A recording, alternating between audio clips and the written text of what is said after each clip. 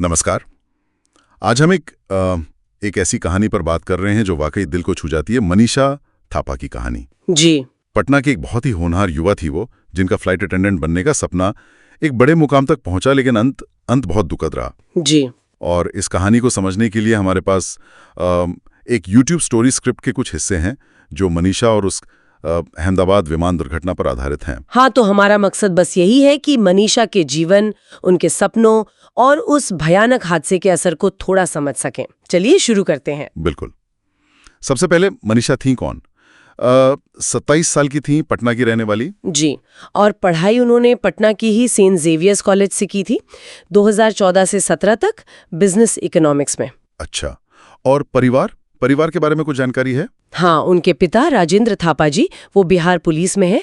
माँ लक्ष्मी थापा गृहिणी है और एक छोटा भाई भी है, अमित, जो अभी छात्र है। और वो लोग मूल रूप से नेपाल के हैं, शायद विराटनगर। जी हाँ, मूल रूप से वहीं के, लेकिन बसे पटना में ही थे। ठीक है। अब उनके करियर की बात करते हैं। ये सफर भी काफी दिलचस्प लगता है। जी। शुरुआत कैसे हुई? शुरुआत हुई इंडिगो एयरलाइन से, ग्राउंड स्टाफ के तौर पर। Ground staff. हाँ, अच्छा। हाँ, वो पहला कदम था। फिर वो आकाशा एयर में गई केबिन क्रू के तौर पर। ओके, तो आकाशा एयर। जी। और उसके बाद उनका अगला पड़ाव था एयर इंडिया, और यहाँ उन्हें अंतर्राष्ट्रीय उड़ानों पर जाने का मौका मिला। अंतर्राष्ट्रीय उड़ानें जैसे? London, Australia. बिल्कुल। लंदन, ऑस्ट्रेलिया जैसे रूट्स पर। तो आप देखिए, ग्राउंड स्टाफ से शुरू करके अंतर्राष्ट्रीय क्रू मेंबर बनना। हाँ, ये उनकी लगन दिखाता है, उनकी महत्वाकांक्षा। लेकिन फिर वो हादसा हो गया। हाँ, वो दुर्भाग्यपूर्ण दिन था, 12 जून 2025 का।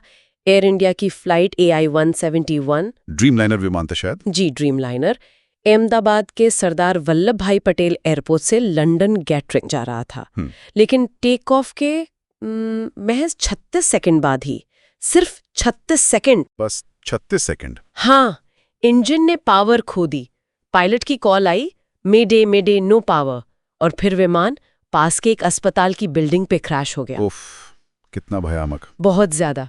उस विमान में 242 लोग सवार थे और उनमें से सिर्फ एक ही जीवित बच पाया। सिर्फ एक? जी।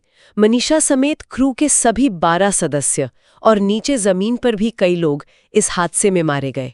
सपने, जिंदगियां, सब एक पल में खत्म। इस सोचना भी मुश्किल है। हाँ। 36 सेकंड और परिवार, जाहिर है उन पर तो जैसे पहाड़ टूट पड़ा होगा। बिल्कुल। खबर मिलते ही पटना से परिवार, उनके माता पिता, भाई और चाचा जी, जो BSAP में है, बिहार स्पेशल आर्म्ड पुलिस। जी, वो सब तुरंत अहमदाबाद पहुंचे। सब गहरे सदमे में थे। उनके चाचा के लिए तो मतलब यकीन करना नामुमकिन सा था। और मनीषा को लोग कैसे याद करते हैं? उनके दोस्त, कॉलेज के लोग? उन्हें सब एक बहुत ही विनम्र, मिलनसार और शांत लड़की के तौर पे याद करते हैं। हमेशा हंसमुख रहने वाली, बहुत सुसंस्कृत। हाँ। उनके कॉलेज सेंट जेवियर्स ने भी एक शोक सभा रखी थी और उनकी याद में कैंपस में एक पौधा भी लगाया। एक पौधा उनकी याद में? ये अच्छी बात है। जी, उनकी यादों को जीवित रखने का एक तरीका। इस हादसे पर राष्ट्रीय स्तर पर भी प्रतिक्रिया हुई होगी। प्रधानमंत्री भी गए थे शायद। हाँ, बिल्कुल। प्रधानमंत्री नरेंद्र मोदी ने खुद अहमदाबाद अस्पताल का दौरा किया था, और DGCA, जो हमारी एविएशन सेफ्टी देखती है, directorate general of civil aviation, जी, उन्होंने फौरन जांच शुरू की।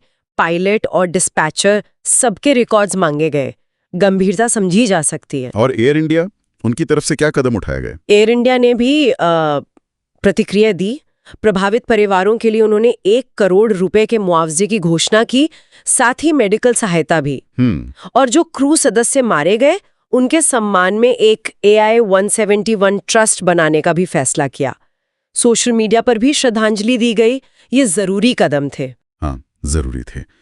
तो इस पूरी कहानी को देखकर मनीषा थापा वो सिर्फ एक फ्लाइट अटेंडेंट का नाम नहीं है ना? बिल्कुल नहीं। वो एक प्रतीक है, सपनों का पीछा करने का, आत्मविश्वास का।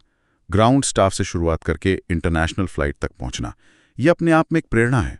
सही कहा। उनका जीवन भले ही छोटा रहा, पर वो अपने परिवार के लिए, अपने शहर के लिए, शायद देश के लिए भी गौरव का कारण बनी। और देखिए, ये घटना और मनीषा जैसी कहानियां, ये हमें बड़े हादसों के पीछे के इंसानी पहलू को दिखाती हैं।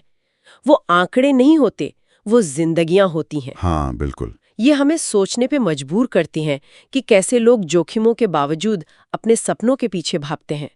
और ये एक सवाल भी खड़ा करता है कि हम ऐसी जिंदगियों की विरासत को कैसे सहेजें। सही बात है। उनकी यादों को सिर्फ आंसू ना बनाकर उनसे कुछ सीख कैसे ली जाए, ये एक अहम सवाल है जिस पर शायद हम सबको सोचना चाहिए।